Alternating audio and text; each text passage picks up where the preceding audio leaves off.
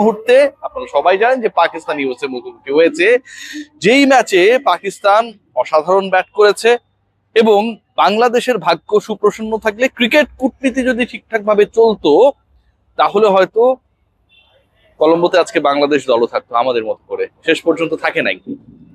শেষ পর্যন্ত মোটামুটি আমরা ভুংভাং বুঝিয়ে জাতির মস্তিষ্ক ধোলাই করার চেষ্টা করছি যে বাংলাদেশ ক্রিকেট বোর্ড কূটনীতিতে সফল হয়েছে।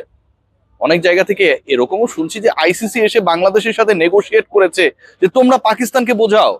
সত্যি তাই, আইসিসি বাংলাদেশের সাথে পাকিস্তানকে বোঝানোর জন্য নেগোশিয়েট করলো, কিন্তু আইসিসি বাংলাদেশ যেন বিশ্বকাপটা খেলে সেই সময়টা কোনো নেগোসিয়েশনে না গিয়ে বাংলাদেশকে ধমকালো, তুমি খেললে খেলো, না খেললে বাদ, স্কটল্যান্ডকে আমরা রেডি রেখেছি। হাস্যকর কথাবার্তা দিয়ে বাঙালির মগজ ধলাই করার চেষ্টা করা হয় এবং বাঙালি সেটাই খায়। যে খবর এসেছে ইন্ডিয়ান গণমাধ্যম থেকে যে বাংলাদেশ আসলে, আপনারা সবাই জানেন যে নারী ওয়ার্ল্ড কাপ অথবা যুব বিশ্বকাপ, ওই যে 28 থেকে 30-এর সময়টা বলা হয়, ওই সময়ের মধ্যে বাংলাদেশ যে ইন্টারন্যাশনাল মানে রিকগনাইজড আইসিসি টুর্নামেন্ট আয়োজন করবার প্রতিশ্রুতি পেয়েছে, সেটা এই টাইপের কিছু একটা।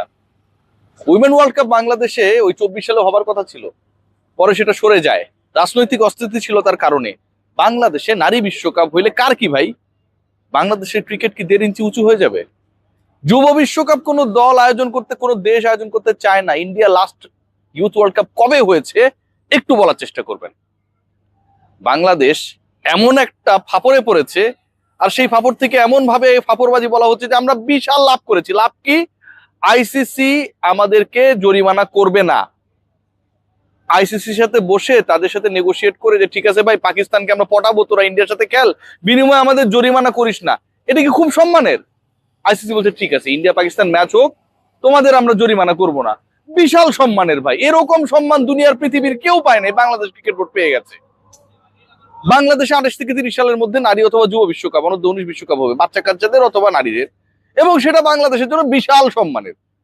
যেসব আয়োজন অন্য কোনো দেশ করতে চায় না, সেসব একটা আয়োজন বাংলাদেশ আয়োজন করবে, এখনো সেটা কনফার্ম না, বিশাল সম্মানের।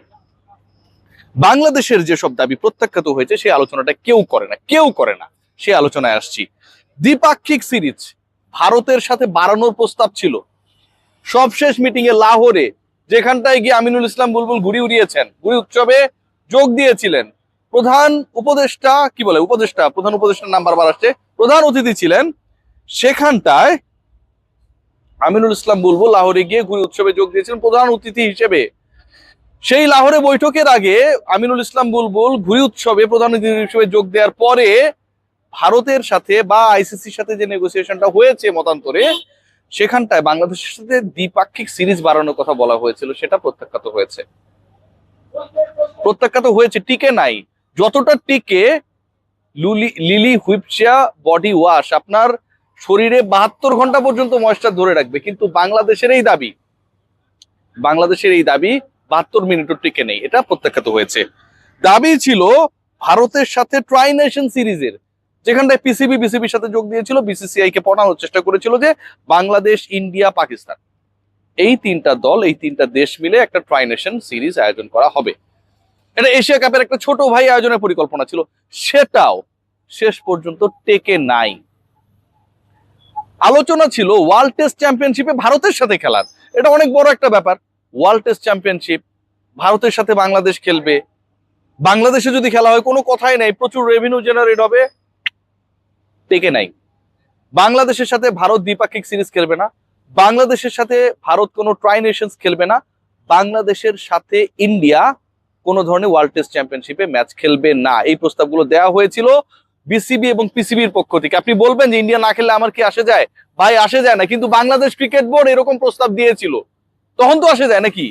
ইন্ডিয়া রাজি হয়ে গেল তো আসে যাইতো, তারা রাজি হয় নাই। বাংলাদেশকে আইসিসি শাস্তি দিবে না, স্যাংশন দিবে না। বাংলাদেশকে আইসিসি তার যে টার্গেট ছিল যে বাংলাদেশ যেহেতু ওয়ার্ল্ড কাপে খেলে নাই ভারতে গিয়া, ওই স্যাংশন দেয় নাই বা দিবে না। বাংলাদেশ বলেছে ঠিক আছে, তোমরা স্যাংশন না দিলে পাকিস্তানকে আমরা বলবো যে তুমি গিয়ে ইন্ডিয়ার সাথে খেলো, আমার কোনো সমস্যা নাই। বাংলাদেশ খুশি হয়ে গেছে, বিশাল খুশি। খেয়াল করে দেখবেন আলোচনায় এমনও হয়েছে যে বাংলাদেশ ভারতের বিপক্ষে আপকামিং যে সিরিজটা খেলার কথা, যেটা হোমে, সেটা যেন শিডিউল টাইমে হয়, সেটাও টিকে নেই। সো এত নাটিকার যখন ঘটনা ঘটেছে, ঠিক তখন আমরা পেলামটা কি? চোখ বন্ধ করে চিন্তা করুন যে আমরা পেলাম অনূর্ধ্ব-19 বিশ্বকাপ অথবা নারী বিশ্বকাপ। টি-20 বিশ্বকাপকে বিসর্জন দিয়ে, আজকে এই কলম্বোতে টি-20 বিশ্বকাপ হচ্ছে, টি-20 বিশ্বকাপকে বিসর্জন দিয়ে বাংলাদেশ একটা নারী বিশ্বকাপ অথবা যুব বিশ্বকাপ এখন থেকে আরো 2-2.5 বছর পরে আয়োজন করতে পারে। সেটা কি অনেক বড় অ্যাচিভমেন্ট হয়ে গেছে কোন বিবেচনায়? বাংলাদেশ যদি বিশ্বকাপে খেলতো তাহলে তো, পাকিস্তান তো খেলছে ভারতের বিপক্ষে, আইসিসি স্যাংশনে আলোচনায় আসতো না। আইসিসি স্যাংশনে যদি আলোচনা না আসতো, বাংলাদেশ তো ওই বিশ্বকাপে পার্টিসিপেটিং নেশন হিসেবে ডলারও পেত। সেই আলোচনা কেউ করে না। পাকিস্তান ভারতের মধ্যে এত শত্রুতা, তারা একে অপরের বিরুদ্ধে খেলবে, ক্রিকেটের ইকোসিস্টেমের জন্য বুলবুল সাহেব সেটাতে রিকোয়েস্ট করে আসে, কিন্তু আমার দেশ ক্রিকেটের ইকোসিস্টেমের কোনো পার্ট না, হয়তো বিসিবি এবং পিসিবির কাছে, যে কারণে বাংলাদেশের বিশ্বকাপে না থাকাটা অ্যাপ্রিসিয়েটেড হয়। কোথায় বসবাস করছি আমরা জানি না, তবে বাঙালিকে যা খাওয়ানো হচ্ছে, যা গেলানো হচ্ছে, সেটাই করছে। আইসিসি যদি বাংলাদেশের সাথে নেগোশিয়েট করতে আসতো, অনেকের মতে যে বাংলাদেশ নেগোশিয়েট করতে যায় নাই, তাহলে ভাই ইন্ডিয়ার সাথে দ্বিপাক্ষিক সিরিজ, ইন্ডিয়া পাকিস্তান বাংলাদেশের ট্রাইন্যাশনাল সিরিজ, ওয়ার্ল্ড টেস্ট চ্যাম্পিয়নশিপ নিয়ে যে আলোচনাটা উঠেছিল, সেটাও বাস্তবায়িত হতো। This all are from the Indian media. আমার এগুলো কোনোটাই নিজের বক্তব্য না। End of the day, Bangladesh বিশ্বকাপ খেলে নাই, একটা প্রজন্ম বিশ্বকাপ মিস করেছে। 24-এর পরে পরের বিশ্বকাপে বাংলাদেশকে খেলতে 26 পর্যন্ত ওয়েট করতে হবে, বাংলাদেশকে কোয়ালিফাই খেলতে হবে। শেষ পর্যন্ত বাংলাদেশ সেই বিশ্বকাপে খেলতে পারবে কি পারবে না, যেহেতু র্যাঙ্কিংটা অনেক দূরে চলে যাবে,